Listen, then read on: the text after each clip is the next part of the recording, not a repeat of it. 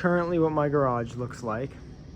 If you notice, there's 2 Honda J35 motors in here. I was working on that.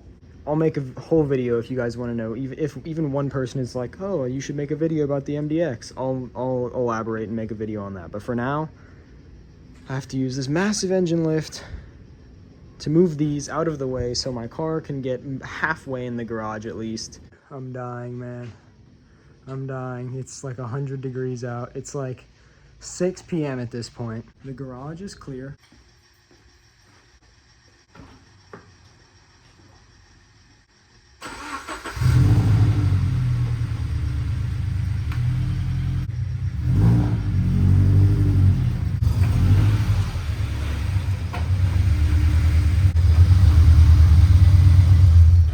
So I'm gonna have to move it back a little bit because the jack will not be able to jack. Like, to be fair, it does go under my bumper till about here, but that's still, you know, that long.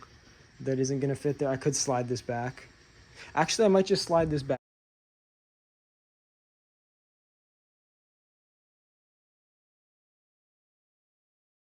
All right. Now is the part I've done 100 million times before, taking off the stock headers.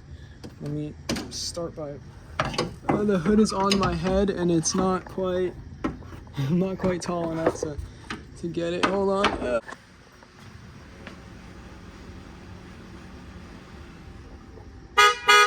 So getting back to taking the under tray off, because what time is it? I started this at like 5:30. Cool, it's 6:48 and I've done nothing. So far, you have the headers off, oil is draining. The overpipe bolts typically are world-endingly difficult. It took me 2 minutes to get them off.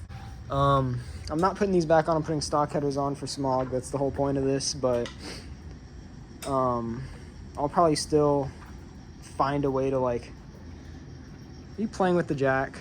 I'm gonna find a way to, like, leak test these while they're off the car, maybe like fill them with water or something. I don't know, dude, but I want to just make sure they're not leaking before I put them back on in a couple months. And yeah, I think that's I didn't do that. I think that's about it for now. All right, so oil's all drained. I started taking off the oil pan bolts, and you know they're like 4 or 5 foot-pounds, like they're like hand tight. So I go to take the 10 mil off the ratchet, falls into here, falls into this completely full oil pan. And also, I promise the oil isn't actually that black. Like, it actually is pretty dirty. There's only 1,000 miles on this oil, but thank God for this magnet stick. I think it's around here. Am I gonna?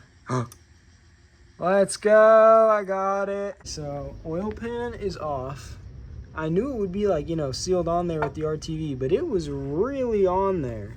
It is, you know, 90,000 miles OEM install, but bug. But no, it was really on there. I thought I wouldn't be able to get it off, but it was, what corner was it? There was one corner, this one, the back passenger side. I was able to get a tiny, like, flathead like this big in there and just pry until I could put more screwdrivers and pry. And I made sure to pry against the oil pan and not the upper oil pan because I'm replacing this, but I didn't want to mess up the mounting surface. But I got this off, so I'm gonna swap the pickup tube because that's easy, 2 bolts. And then I'll show you guys the differences in the pickup tubes and why I'm even upgrading it. So everyone knows with the GR86, you have RTV go in your pickup tube. Now the misconception is that didn't happen on the first gen. Look at all that RTV. You know, that's not really blocking too much, like, oil flow. It's nothing crazy. Can we see through here at all? You can't really see through here at all. I'll see if I could, you know, clean some out, but dude, it's enough RTV that I don't like that. That's, you know, pretty close to going through the whole screen into the oil system. And every time I start my car, my oil pressure light is on for, like, a concerning amount of time. I want to say, like, 5 seconds after I start it, which, you know, it should be maybe like 1 or 2, but 5 is a little concerning. That's from the RTV. That's crazy, yo. I was not expecting to see RTV in here. I'm so glad I'm doing this. I wanted to show the upgraded pickup tube. So this is the IAG pickup tube. Where is it? BRZ is engraved in the side, which is kind of funny. But if you notice, it's a much thicker diameter. Like this could almost slip over the stock one. And then also the bend, there's no bend in this one. And the screen, mine's not too bad, but they say the tack welds for the screen aren't good. Actually, you can kind of see all the RTV under it now. But anyway, this screen is like in between. It's like welded in between this and the flange. So it's, I don't know, it's better in like every way. But I'm gonna slap this on now. It also came with 2 new little bolts. Oh, I don't really like that they're Allens. Kind of would prefer the OEM 10 mils. Yeah, definitely gonna use the OEM 10 mils, but it comes with a new washer, which is what matters. Off of like the flat surface wasn't bad, but it's mostly just in the crevice that goes all the way around. Right here, where's my finger? Where's my finger? Right here, it was super bad. But as you can see, I'm like almost done. There's like a couple pieces, you know, like there and like some shit like that. Anyway, I gotta lock in. It is 2:44 in the morning. 2:44 in the morning, and I just now rolled the car out of the garage. Flex my BBS's, gang. Shut the fuck up. So this kid has some whack-ass BBS's on this car. Bro, no! It's 2 in the morning. It's 2:44. He has some boof spec BBS.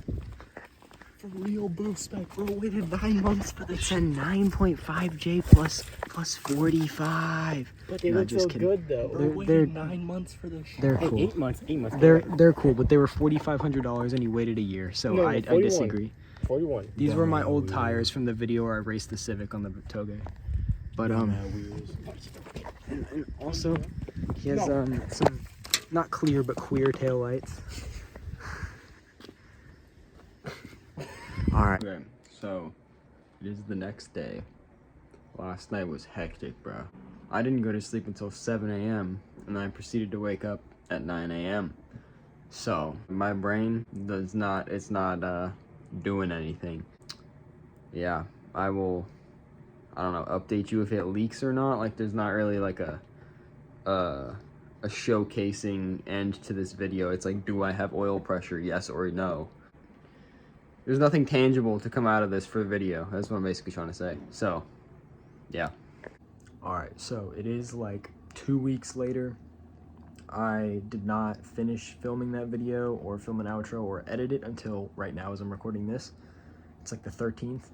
That was like before September, but I held off on editing this video because it was kind of just a lot of yap, and I want to make videos with like actual engaging content, not just, oh well, I'm gonna do this now and then do the thing, and then I'm gonna do this now and do the thing. I'll try and make better videos and more. I'll attempt to perchancebly post 1 video a week. Crazy, I know, right? But I have to redo all the stuff as well. I don't like how much RTV I put on the oil pan. I mistakenly took my friend with the GR86's advice because he's done his oil pan. He was just like, nah, bro, you need more, put more on. Hell nah. Fuck no, twin. So I gotta redo all that because I'm scared of it. Use the minimal amount of RTV that you can possibly use before it leaks. That's like the correct way to do it. No 3mm little bead, hell nah, bro. Like, don't even put a bead, like smear it around with your finger. I've seen people do that. Just make like an even layer. That's all you need. I'm probably not gonna re-record me redoing it because fuck no. Stay tuned for next video. Maybe I'll do the FRS drift car build breakdown or like a car check thing I've been talking about for 6 months. So yeah, see you in that one.